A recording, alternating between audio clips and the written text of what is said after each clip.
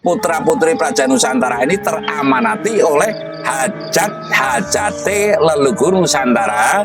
Menungso kok niru menungso, ora bakal arep bisa. Tapi ulo salam mulya atur bagya wis muga Nusantara. Om wilahing jati nuhuni hajat-hajate leluhur Nusantara. Tapi uluk salam mulia. Saya akan mengulas ya yang berulang-ulang tentunya bahwa hajat-hajat leluhur Nusantara itu erat sekali kaitannya dengan siapapun putra-putri Praja Nusantara yang tentunya mencintai tanah airnya, yang tentunya pula cinta kepada keluhurannya, bangga menjadi orang Nusantara. Jangan kebalikannya, hidup di Nusantara namun memuja dan memuji-muji leluhur bangsa asing dan lalu meninggi-ninggikan cara pola ibadahnya, pola budayanya, lalu ada tradisi seninya. Dan justru malah sebaliknya, sekarang saya merasa, yang lain nggak merasa nggak masalah, saya merasa bahwa banyak sekali putra-putri Praja Nusantara yang merendahkan harkat dan derajat para leluhurnya sendiri. Kalau saya pribadi merasa kehilangan, bahwasanya ajaran-ajaran keluhuran Jawa, ajaran keluhuran Nusantara ini banyak sekali yang terkikis dan bahkan nyaris habis atas ajarannya dan tidak lagi pernah terdengungkan kepada putra-putrinya, putra-putri Praja, anak cucunya. Sekarang beralih kepada berkiblat kepada ajaran-ajaran mancanegara, baik itu yang dibawa oleh para katanya waliullah, para nabiullah dan sebagainya. Karena dengan sebutan bahwasanya kita itu tidak punya panutan, yang namanya manusia itu kan harus punya panutan tertentu. Lah kalau Jawa, kalau Nusantara yang saya pahami Jawa, menungso kok niru menungso, ora bakal arep bisa. Bahwa manusia disuruh mengikuti jejak manusia mutlak itu tidak mungkin akan bisa. Ya, katanya bajunya juga harus demikian, cara bicaranya dan sebagainya. Lah ini menurut saya hal-hal yang mustahil sekali untuk bisa manusia mencontoh, ngepleki persis taruhlah seperti orang itu kan nggak mungkin bisa lah. Mengapa?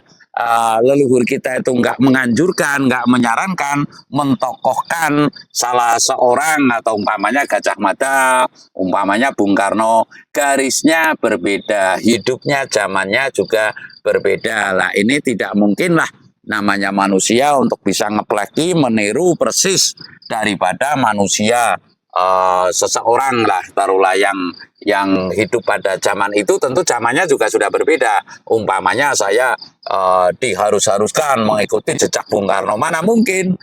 Saya terlahir, jamnya, hari kelahirannya dan sebagainya berbeda, ibunya berbeda, genetikanya berbeda. Namun kalau secara garis besar mungkin saya akan mengikuti prinsip-prinsip besar Bung Karno umpamanya, secara garis besar itu bisa. Namun kalau cara pakaiannya, terus pusakanya, terus cara berpikirnya, ya bumi kelawan dene langit, artinya jaraknya itu antara bumi dan langit, tentu antara timun dan duren, ya kami tidak akan bisa mengikuti. Namun prinsip besar Bung Karno mungkin saya sebagiannya akan berupaya untuk bisa mengikuti jejak Bung Karno umpamanya seperti itu. Jejak Bung Karno yang nyata-nyata adalah yang saya ingat, yang saya tahu dari para sesepuh terdahulu adalah anti kapitalis dan anti imperialis lah. Sekarang ya kapitalis, ya kaum yang bermodal pasti menang. Kalau istilah sekarang ya oligarki lah, bahwa dunia telah dikuasai oleh oligarki menurut kacamata lahir. Namun menurut kacamata batin, bahasa seperti itu saja itu sudah saru kalau istilah Jawa, atau sembrono kepada kekuasaan Tuhan yang Maha Esa. Nggak bisa oligarki itu menguasai bumi, itu nggak bisa. Untuk sementara mungkin bisa. Toh sudah ada contohnya kalau zaman dulu itu taruhlah bisa hancurnya kapitalis oleh kebersamaan atau bersatunya bangsa Indonesia mengusir penjajah. VOC kayanya itu seperti apa ya? Sekali lagi VOC itu singkatan apalah? Yang jelas Persatuan Dagang orang India, di situ orang Belanda lah. Intinya itu bisa terhengkangkan oleh kebersamaan bangsa Indonesia bersatu untuk mengusir penjajah. Nyatanya sekarang VOC bang ditambahi growth, artinya bangkrut, sudah tidak ada dengungan lagi.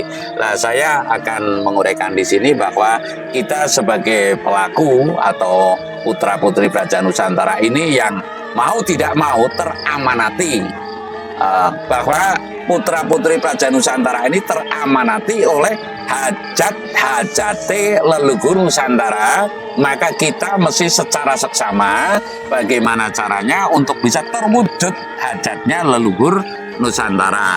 Nah, hajatnya leluhur Nusantara, saya sering mengatakan bahwasanya mesti terwujudnya tatanan zaman adil. Tatanan zaman adil itu ya yang siang kaya tidak memameri, yang miskin taruhlah kalau kata kasar, kalau menurut saya yang kurang berkemampuan tidak pada iri tapi saling bahu membahu, tolong menolong kalau istilah umumnya, bahwa kita itu kewajiban hidup dengan tidak ada niat jahat sedikit pun, kita bahu membahu mewujudkan tatanan keseimbangan di muka bumi ini, saling tolong sehingga tersejuki, masing-masing itu merasa tersejuki, yang kaya juga tersejuki oleh yang kurang kaya atau tidak kaya atau yang miskin juga tersejuki oleh yang kaya. Lah ini penting atau perlu kita ketahui bersama bahwasanya hajat-hajat leluhur Nusantara merupakan beban atau kewajiban, ya bukan beban, kewajiban para putra-putri Praja seluruhnya, putra-putri Praja Nusantara secara keseluruhannya. Saya menyampaikan di sini bahwasanya hajat-hajat leluhur Nusantara itu bisa terwujud melalui raga manusia atau putra-putri Praja Nusantara yang masih hidup di muka bumi. Sekali lagi, bahwa mengapa kita mesti selalu menyiapkan dan selalu terfokus, ya kita seksama terfokus atau berpikir secara seksama untuk terwujudnya hajat-hajat leluhur Nusantara ini, karena sekali lagi karena yang nyata-nyata itu masih hidup di muka bumi ini adalah mesti bisa mewujudkan tatanan dunia baru, kalau kata Bung Karno, tatanan zaman adil di Nusantara ini sebagai talang atur atau sebagai tangan-tangan daripada arwah para leluhur itu. Sekali lagi, arwah para leluhur itu kan tidak mungkin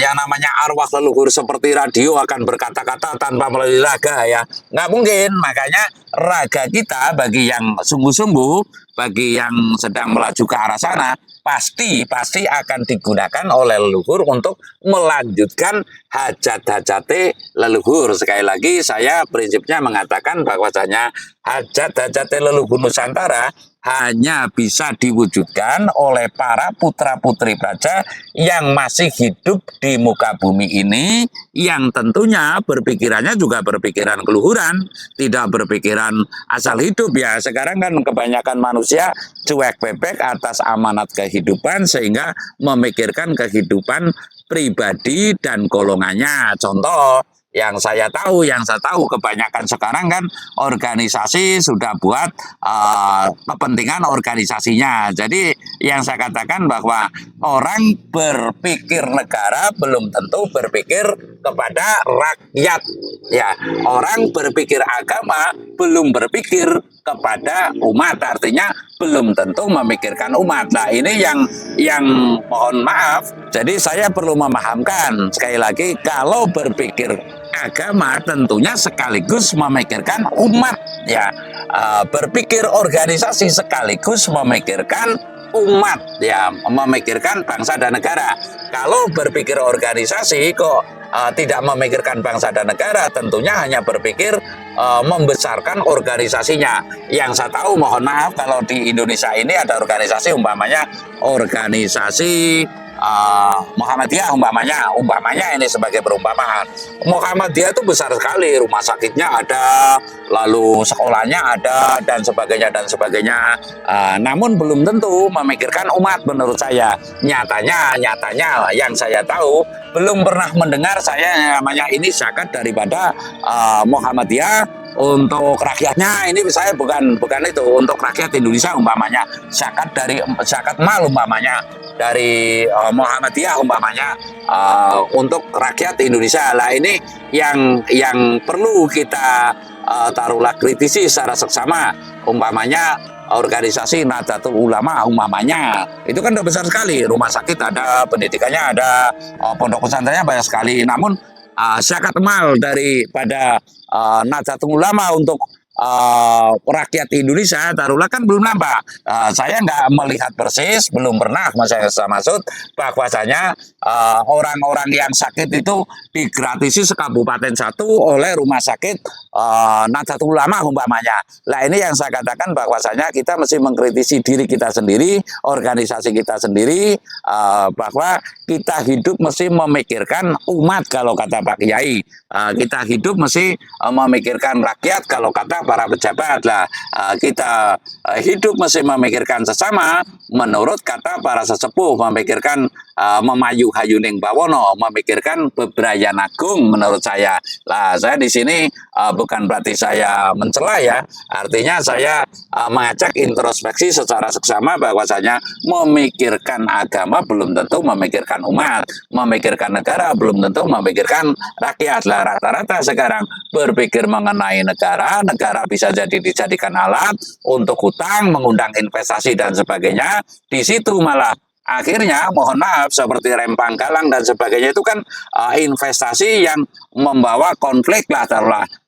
Perlu kita hayati bersama bahwasanya apakah langkah yang seperti ini telah tepat. Nah, jadi dalam kali ini intinya mari kita seksama terfokus kepada hajat-hajat leluhur Nusantara ini, di mana raga-raga kita tentu akan ada dan bahkan nantinya akan banyak sebagai wadah dari hajat-hajat leluhur Nusantara, merupakan tangan-tangan dari hajat-hajat leluhur Nusantara untuk bisa terwujudnya hajat leluhur Nusantara. Intinya kali ini saya menyampaikan bahwasanya hajat leluhur Nusantara bisa terwujud adalah melalui raga-raga putra-putri bangsa yang masih hidup di muka bumi ini. Saya rasa demikian. Terima kasih. Sirap